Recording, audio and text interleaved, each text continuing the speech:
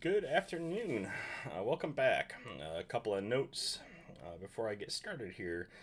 One, this has been a little bit harder than I expected was going to be. There is definitely a dichotomy between what I want to get through and what I want to teach, what is covered in the book, and what was on the syllabus that I kind of just adapted, right? It was a syllabus of the last guy that taught the class. Not really knowing the direction I wanted to take this, I gave it some thought. I'm like, it's a good starting spot. Uh, right, and that constrains us a little bit. The book constrains us a little bit, and then what I want to cover constrains us a little bit, right? So as we go through, the one that I'm going to let give is the syllabus. You'll see today at the end of class, I'll announce that we're pushing back the start of session hijacking until Thursday of next week instead of doing it Tuesday. Because I want to make sure I cover the content that's actually relevant. So I'll kind of be live updating the syllabus schedule as I give it more thought and it starts to gel the direction that this is going to go. Feel free to give feedback to me if I need to slow down in an area or I'm taking too long. I did give you guys a question at the end of the class. We'll go through it Tuesday when I get back, along with a little thought lesson that we're going to get through at the end of this one as we start to go through that. And then this weekend, because it's a long weekend, we actually do have Monday off, or I do too. I'm going to spend the time to try to get the CTFD that we're going to use for a lot of our lab work stood up. And one of the things I hope to go through on Tuesday is getting people into it. And I'll talk a little bit about that as we get to it when I finish through the slide deck. I guess that was the couple notes. I didn't number the rest of them, but yeah, let's get started. I can press my button there. I got my little stream deck set up. Welcome to day 2. Monday, was talking a little bit about history, and the general pieces of web applications and some general concepts and kind of trying to lay a framework as we go through this stuff. And today we're going to really start to dive into what a web app looks like as a system, right? So, we covered some of why security fails and some high level things, and it was kind of a teaser to give you guys an idea where we're going to go, right? And today is all about trying to figure out and understand what a threat actor might be looking at as they approach a web application. And what that looks like. So today's topic is notably understanding web applications as systems, right? Like we want to stop considering them as just a thing you hit in your web browser and you just do stuff with, and start to deconstruct them into the back end components, the front end components, and any support systems that may go into running those applications. And as we go through the book, I will admit here that when I wrote the first slides, I hadn't yet received, or the outline for the first chapter, including the reading material. I was operating under an outline of the book. I believe it was a different edition. And the version of it I was looking at actually had a history of web systems as chapter 2. And so I had viewed that as a methodology to understand how web applications were built. I actually got my copy of the book 20 minutes before class started. The university had ordered it. Turns out chapter 2 is actually Recon. If you haven't read it, it is required. That one is required material, but it actually ties even better into what we were going to talk about today than what I thought it was going to be. So yeah, we're going to spend today and we're going to talk about what systems are and why they fail. One final note before I move on. I do not expect these recorded lessons are going to go the full 60 to 80 minutes that I will in class. I'll probably talk a little bit faster here than I do in class because I'm not trying to pause to leave a gap for somebody to ask a question or to chime in. I'm not asking questions, we're not interacting. So I expect I'll probably get through it a little bit quicker. As I noted on Tuesday, we'll see. It's going to probably take me a couple class periods to figure out exactly how much content I can cram through in our allotted time. But here we go. So, as I pointed out, my request for reading was a little bit misguided because it was the wrong chapter. But it still works for what we're trying to do there. It actually probably works a little better than what I thought it was going to be. So, as you think about that, I want to start thinking about what it looked like in chapter 1 in particular. Chapter 2 was pretty basic, and we'll talk about it when we get there. But what patterns emerged from chapter 1? We're talking about phone phreaking, and we're talking about Enigma machines, and we're talking about encryption, right?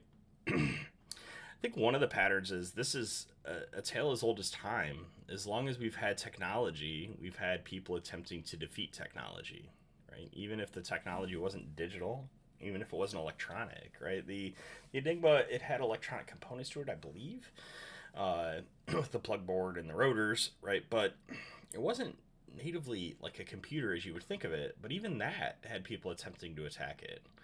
The early phone systems, of the era that you could use the 2600 hertz tone, they were electromechanical computers in many cases.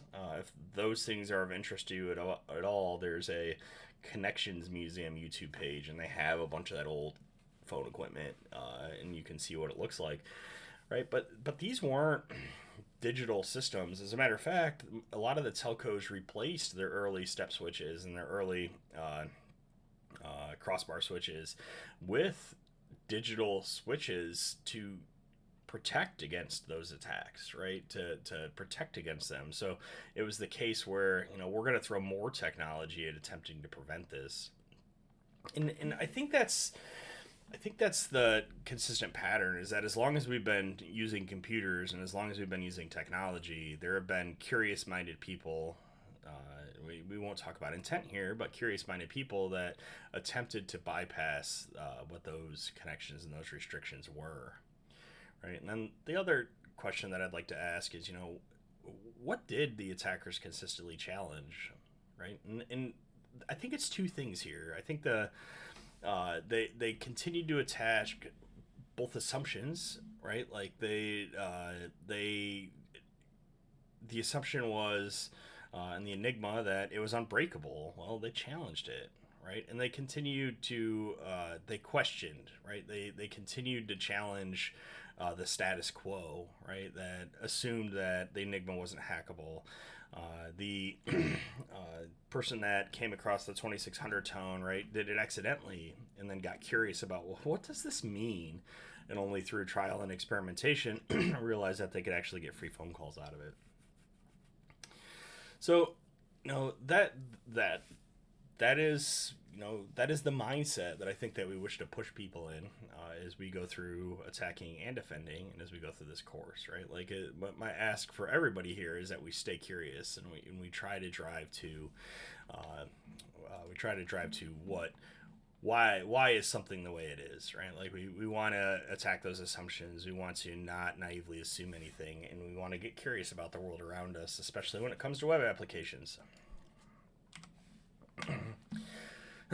So why I'm teaching a class with a practical purpose here about client server, right? Like, so why do we start with history?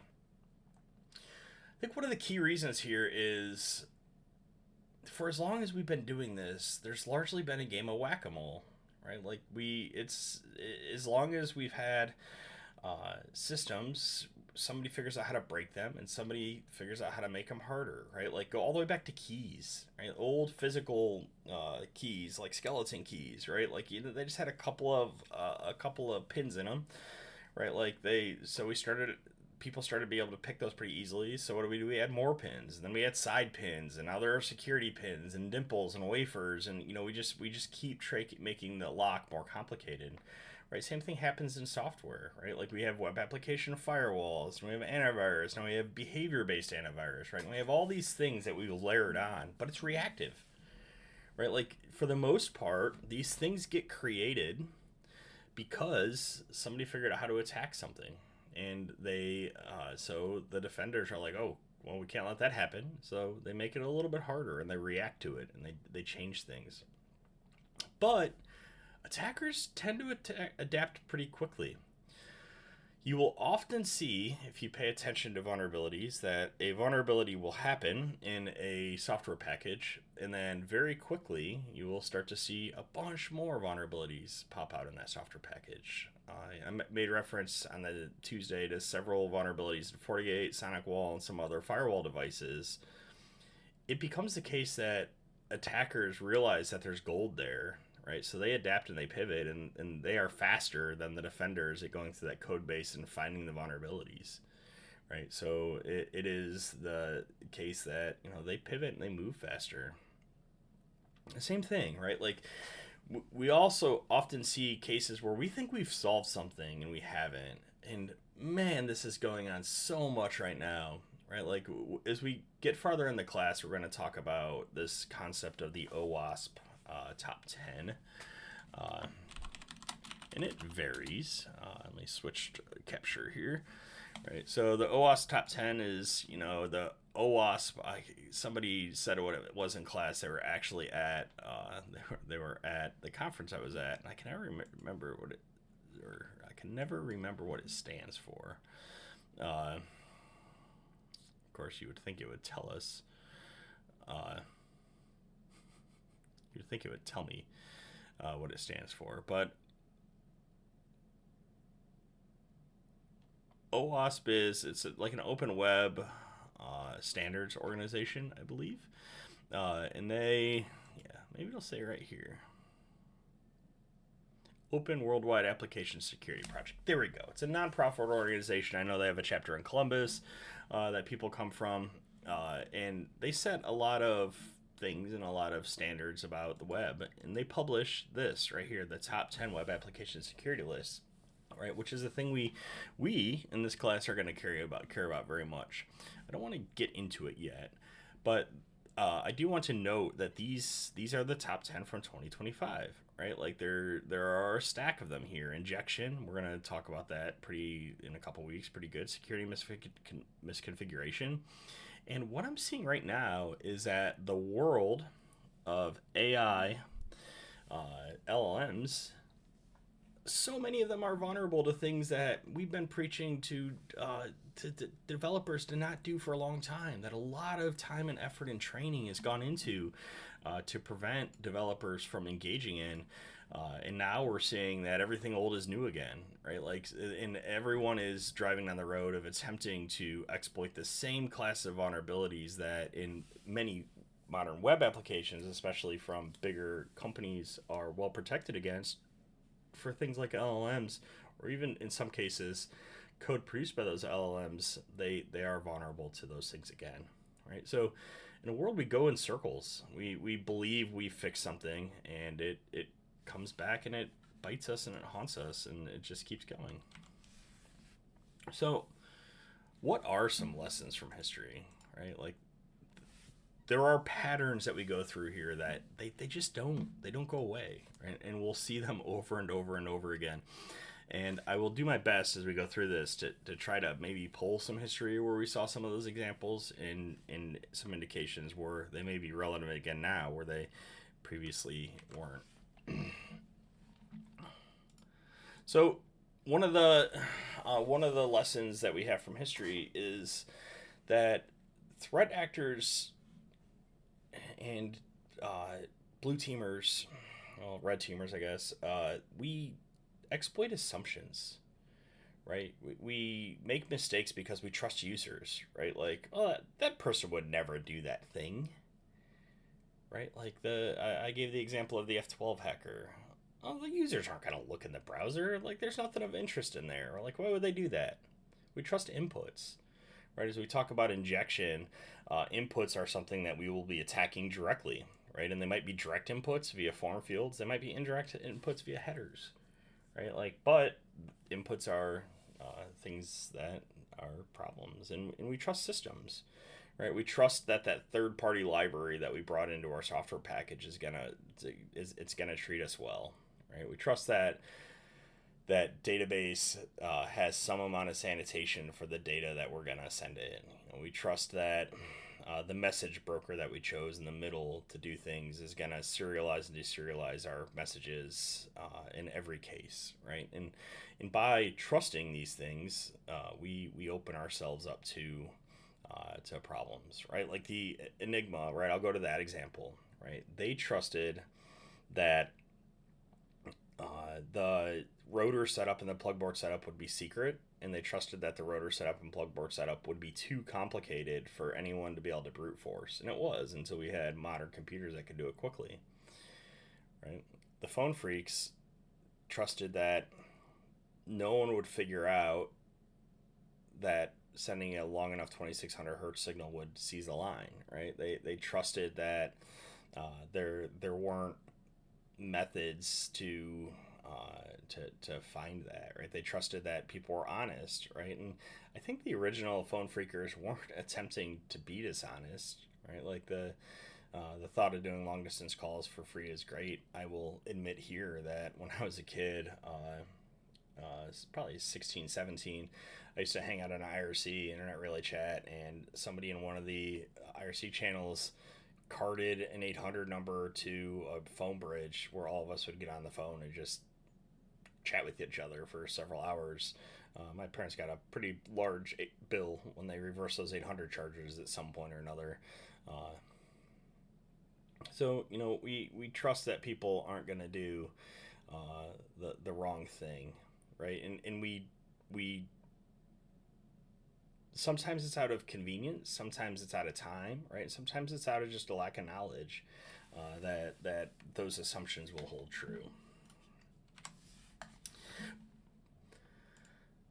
But as much as we have assumptions, right, we also have this thing in history that automation changes everything, right? And I think that Enigma is a great example of that eventually Turing and others, they had systems that could go through, thousands of rotor combinations in a small amount of time, right? Like I'll pull it up over here because I made reference to it the other day. We have we have systems that can now very quickly crack passwords, right? Like in 2025, how long does it take to brute force a password?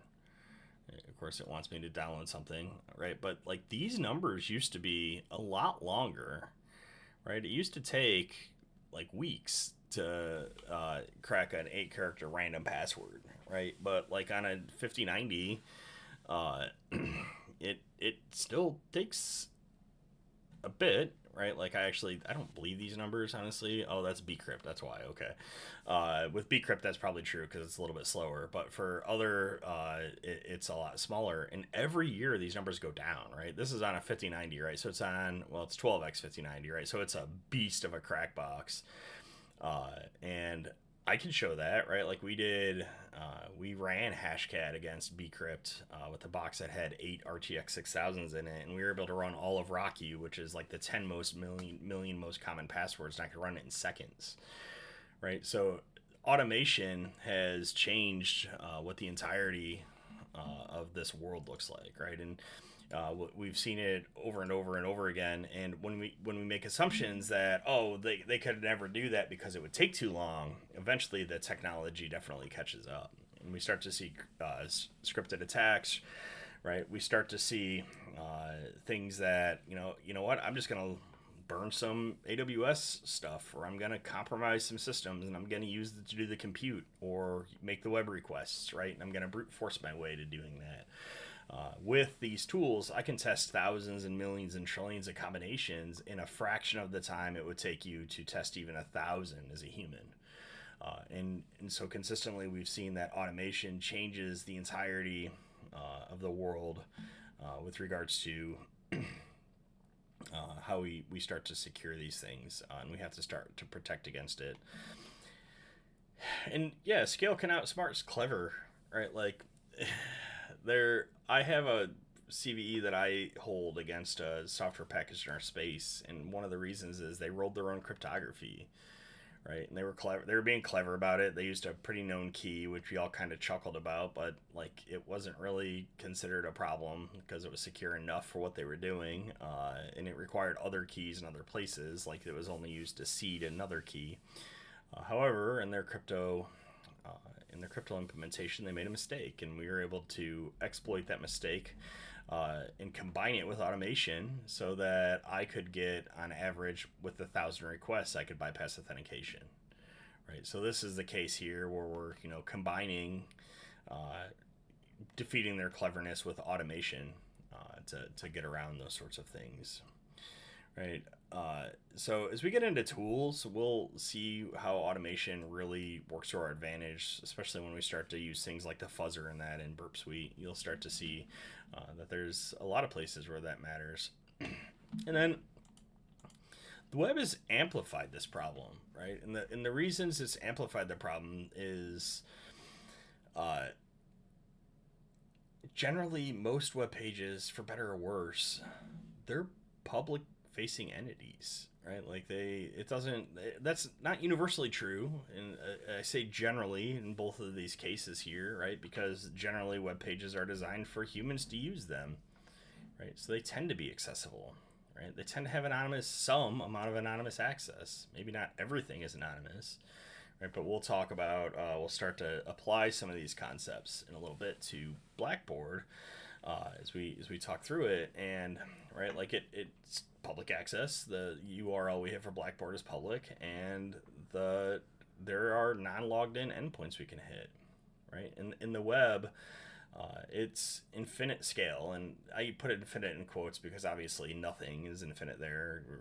To have an infinite scale would require infinite energy, and that doesn't exist, right? But like it is mind-bogglingly large what the scale of this is, right? A lot of these sites, they use things like auto scaling. So, you start throwing resources at it to automate it. It just makes another one. It makes another copy of itself, and it allows us to scale. But that exists everywhere, right? It's like the web has allowed us to do things like buy compute with a click and a credit card, right? Like whereas before I might have required an entire lab of computers, now I can just spin up some AWS or Azure nodes, right? And it allows me to scale out the things I'm doing very quickly. And allows us to amplify the number of attacks that we see. As you see, a lot of the attacks that go on now, they use botnets, right? Which in many cases are IoT devices that have been exploited, right? But that scale allows them to use tons of IPs to do things like defeat rate limiting and all sorts of other things that we'll get through as we talk. So that is a brief overview of why we began the first real reading I gave you with history, right? I believe my history in computing goes very far back, and I've been doing this since the Commodore 64 days. And I honestly believe that having a deep understanding of what it took to get where we're at and how computers work under the hood has made me both a better blue teamer and red teamer. And I believe that as we go through this, if you start to try to approach a level of understanding and consider the history, you're almost always in a better situation than you would be without it. So now we're going to move on to basically what was chapter 2 in the book, and we'll continue it with chapter 3 here at the end of this class. Is what is recon, right? Like reconnaissance. Why do we do reconnaissance, right? Like, why don't we just attack? Well, reconnaissance, in how we're going to approach it here, it's understanding, right? Again, under the hood, everything that we do has a reason, right? Computers don't just do things. Even LLMs, where it seems like they're making up words, are following very, very rigid rules. Those rules may have randomness associated with them or entropy, but they are rules nonetheless, right? So we seek recon in this class as understanding, and we're trying to answer the question of how does that work? So, in particular, when we're talking about web applications, when we're talking about reconnaissance of web applications, what are we talking about? Well, we're talking about observing behavior, right? How do they behave? What do the sites look like, right? Like, what is the functionality here? How can I deconstruct that to what must be happening under the hood to explain the behavior that I'm presently seeing, right? Like, we seek here to understand architectures and how things are put together, and not use it as a method to identify tactics. The tactics will come, and we can use the understanding of architecture that we gain to create a setting where the tactics appear and the ones we want to try become pretty obvious. But we don't do recon specifically to attempt to identify those tactics, right? We don't want to be script kiddies. We want to understand how systems work and not just blindly throw things at it, right? And then here we come back to trust boundaries, right? Like we seek to do reconnaissance so that we can understand what trust boundaries exist between the various components that must make up that website, right? And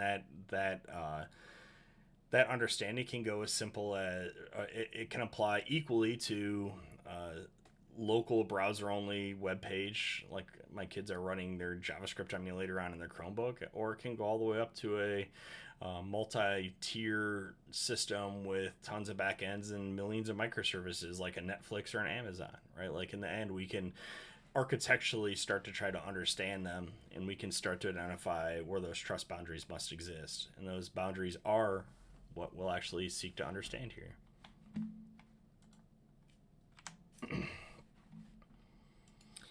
So why do we start with recon? Well, duh. Like we have to understand what it is we're looking for and what we're looking to attack, right? What we're looking to do our testing on. If we don't understand it, how can we attack it? Right? Like I'll go back to a simple device, a lock, right? If you don't understand, probably have one sitting in here. No, not in here, I don't. If you don't understand that the pins move up and form a slot, then how you will ever understand that I just need to push those up so they line up to pick it, right? Like it's very, very difficult to intentionally, repeatably attack a system that we don't understand. We can get lucky, right? But if we don't understand it, then repeatability, especially as situation changes, becomes considerably harder than if we don't, right? The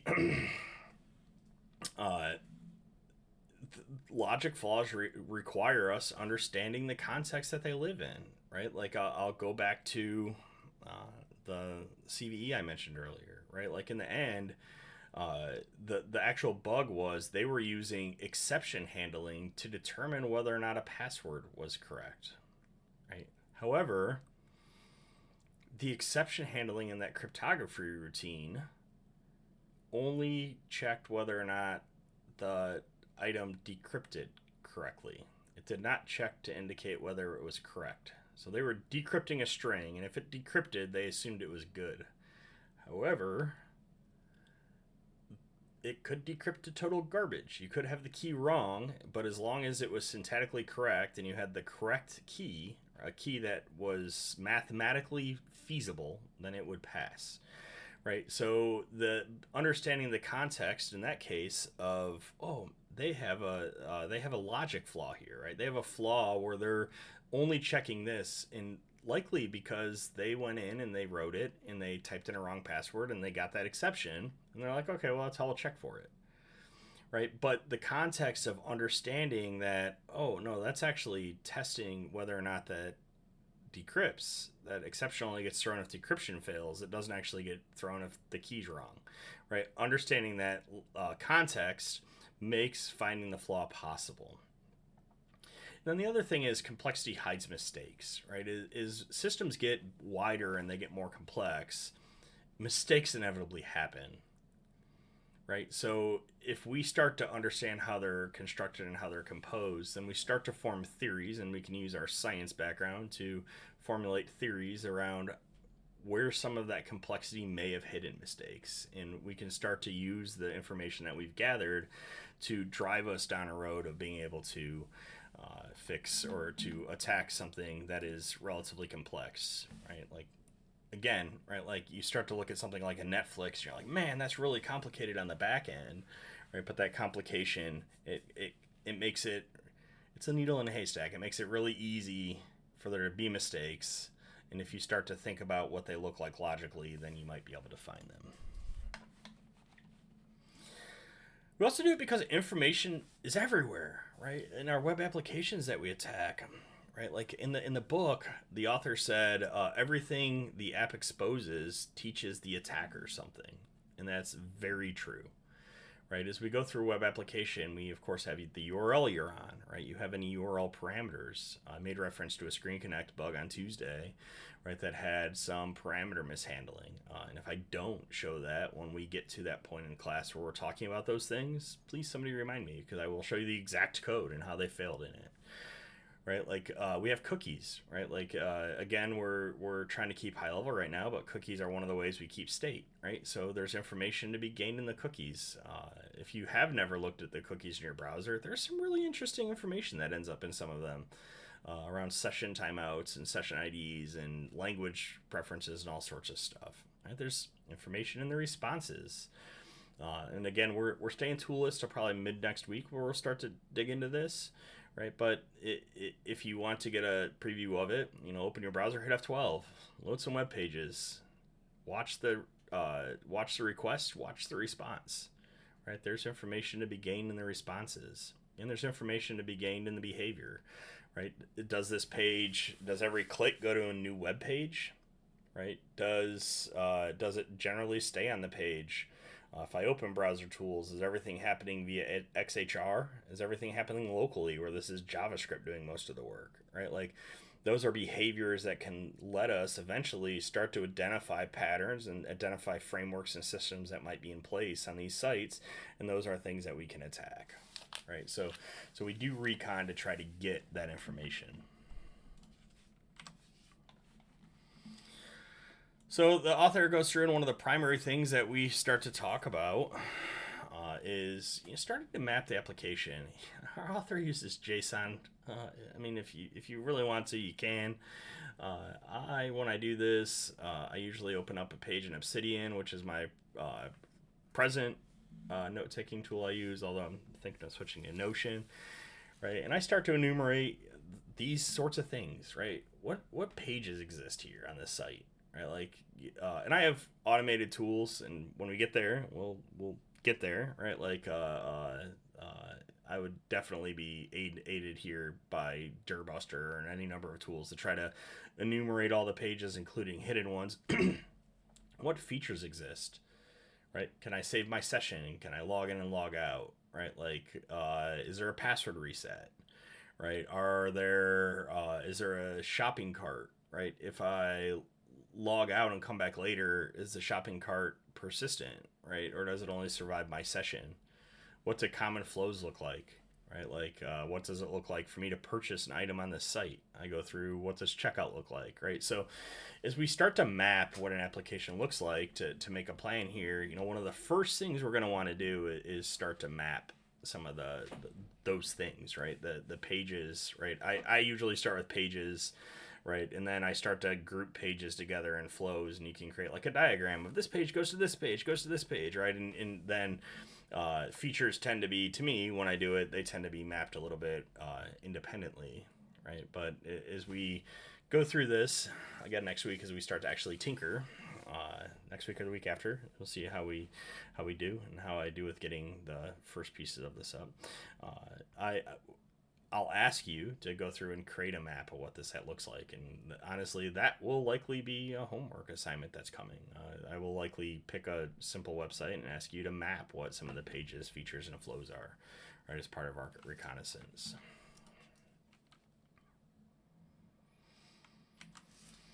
And then finally, as we go through, right, and we do all this recon, the root reason that we do it is that the recon in the end, it pops out the trust boundaries, right? That map we just created, we can look at, okay, well, there's a log in there, right? So the trust boundary is I type a username and password into a username and password box that gets passed to the back end somehow to validate that I logged in. That's a trust boundary that we just crossed there. It's my user input that is now sent to the back end. How is it handled? Did they sanitize it correctly? Are they binding parameters in their SQL query, right? Like, there are all sorts of things there. Where do they do the validation, right? Like, it's pretty common these days to see somebody accidentally only do that validation on the front end. It's only done in the browser, right? So I can send requests outside of the browser, and does no validation happen then, or is there additional validation? Right, like, and so in the end, what we're driving to and what we're trying to use downstream is identifying where those boundaries exist, where data becomes from trusted to untrusted, or trusted, or from untrusted back to trusted, and we go through and try to identify, what that stuff looks like, right? And that's the lion's share of the reason that we start with Recon. So I'd like to think about an example here, and I'm not going to log out, but the example that I'd like to use is this.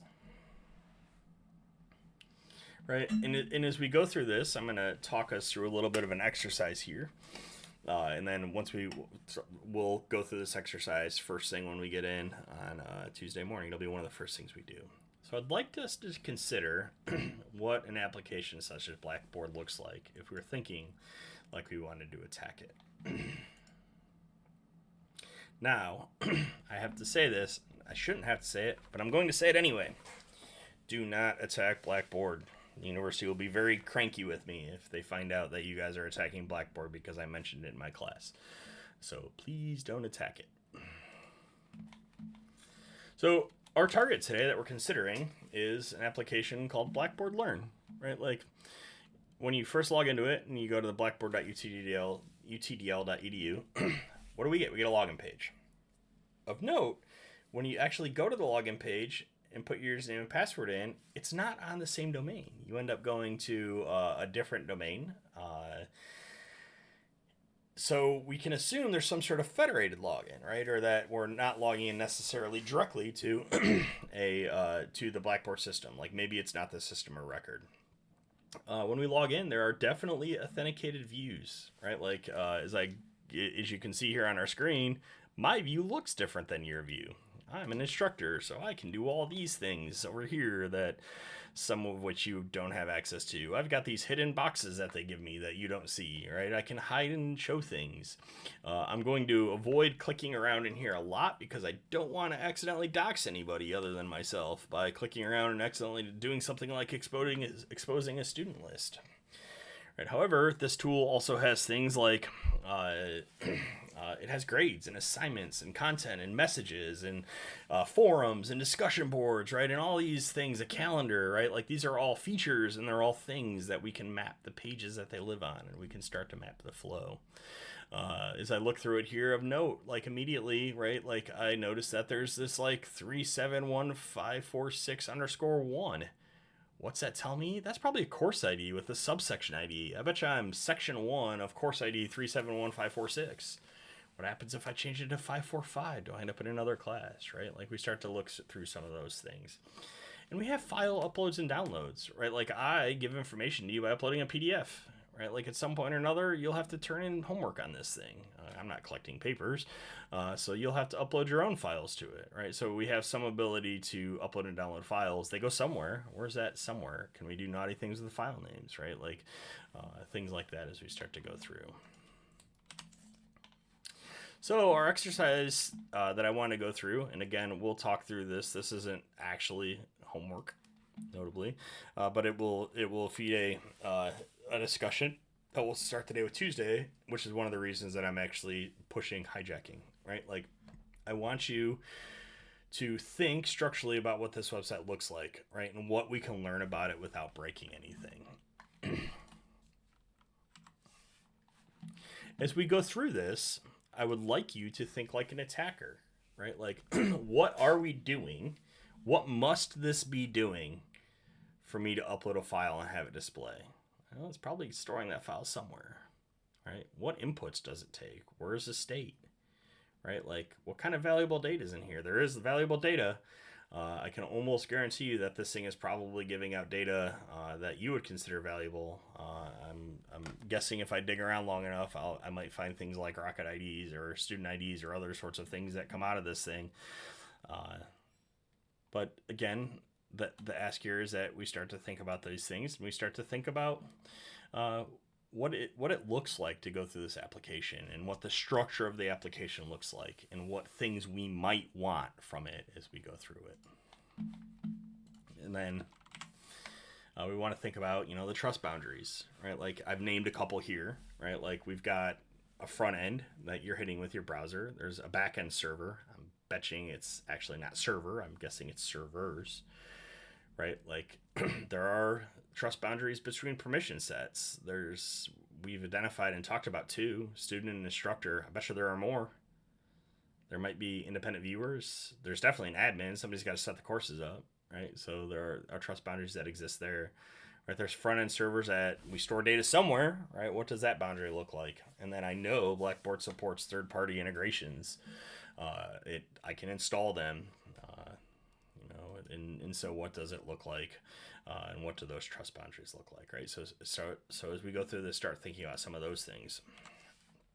And then finally, the last set of things I'd like you to start to look through as we go through this is, what does our identity look like, right? And what does our state look like? Clearly, we can load new pages and we don't get logged out. We don't have to log out in at every single page. As a matter of fact, I can close my browser and come back, and for some amount of time, I'm still logged in. Right, so identity clearly survives. So somewhere we're keeping track of state. How are we doing it? Like, again, don't use tools. Just noodle around how we might be doing it. Right, and are permissions stored in force server side? I don't know. I haven't tinkered. I assume they are. What if they're not? What does it mean? What does it mean how we store identity here? I'll likely use this as an example as we go through this, and we might do some light, like we won't ever cross any lines here, but we might do some light investigation as to like, how does Blackboard store state, right? Like it's a good example that we've all used that we can pick on as we go through this stuff. So we'll start Tuesday with these questions, and we'll run through this for probably first. I'll start with my question, the question from this Tuesday. We'll talk about that for a couple minutes, and we'll spend maybe the first 10-20 minutes just as a group kind of noodling through this as an exercise before we begin class. Right? So be prepared to discuss when we get into class on Tuesday what this actually looks like. So wrapping up. We're moving on to structure, right? Like we now talked about Recon, so Recon will get a lot easier once you understand the common structures and some of the common ways that web applications are laid out. So again, structure matters because behavior, we get behaviors from that structure, right? Like most React apps act the same way, right? So understanding that this thing is structured as a React app gives us some idea of its behavior, right? And security lives at those boundaries between behaviors, right? Between the way things work, where data is passed, right? Those become our trust boundaries. So understanding that structure drives us to be able to tell what the behavior modes will look like, right? Like if you don't understand structure and you don't understand how something is architected, you cannot secure it. You might be able to attack it. You won't be able to repeatedly attack it, I would argue, or attack it well, because I can thwart you by a small change in structure or small change in operational stuff if you don't understand the structure of it, right? And in the end, a lot of vulnerabilities are structural problems, so we'll be moving that way. We'll be talking about how modern web apps are built, right? We'll talk about these items here, right? Front end, back end, API services, how logic runs, and where we store state. We'll start to actually dive into these things as we go through it. Let's see what else I got. A couple more slides left. Let me look into my side. Okay. And we'll start to learn that complexity is often the enemy of security, right? As the web has gotten bigger and scarier, it's gotten more complex, right? If you create a React app, I just picked on that, like you get hundreds of third-party dependencies, right? Like, so we have more components. Those components create trust boundaries, and those trust boundaries make assumptions. There have been some pretty high profile cases recently where what we call in the industry third-party risk has existed, where somebody has compromised a third-party library used by something like a React of the world. And that library gets pulled into all new applications, or if they update, a developer goes basically AWOL or stops maintaining something, somebody gets access to it and they publish a version of it that steals your crypto wallet. And that's been the most common use case for that so far. But that is something that has come out of complexity, right? Like, as programmers, one of the key concepts, I have that book over there somewhere. It's my bookshelf over there. The Pragmatic Programmer, right? One of the biggest things that teaches you that came up at CodeMash this week was don't repeat yourself, right? So programmers like to use libraries that solve problems for them. Those libraries increase complexity, and that complexity increases risk. So, for Tuesday, as I noted earlier, I am punting session hijacking. We'll start talking about that Thursday of next week. So I would like everyone here to read chapter 3 of the book, and then focus on, in particular, in that chapter, components, trust boundary, and state management. I believe those are topics at least covered in that chapter. I have at least skimmed it. It's a longer one, so I've not fully read it yet. But I did at least skim it, and those are things that we're going to really focus on from my perspective for the next class. So they're things I would ask you to focus on. And thank you. Let me know how this worked out. This is the first one. Again, I've got several more things. I'm actually going to Mardi Gras, so I'll miss one of the days that week. And I've got several more things coming up. So, I've got, another 3 or 4 classes I anticipate I'll miss. If this works well, if I need to make any changes, please let me know. Otherwise, I'll see you all Tuesday. Have a good evening.